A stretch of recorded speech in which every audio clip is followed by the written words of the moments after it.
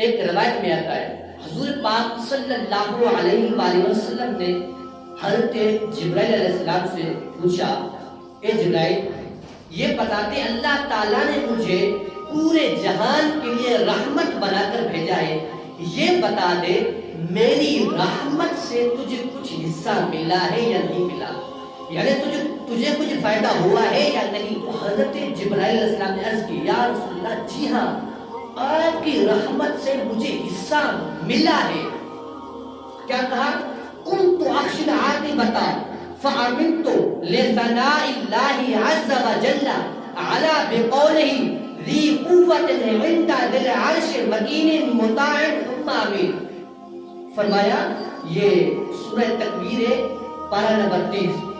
حضرت جبرائیل علیہ السلام نے عرض کی، یا رسول اللہ میں اپنے انجام کو اور آخرت سے ڈرتا تھا، یہ ڈرتا تھا کہ آخرت میں میرے لیے کیا ہوگا، آخرت میں میرا انجام کیا ہوگا۔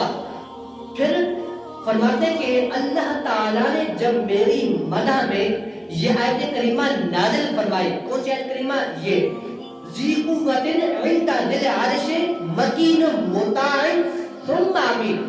فرمایا جب اللہ تعالیٰ نے یہ آیت نازل فرمائی اس دن سے میرا خوف دور ہو گیا۔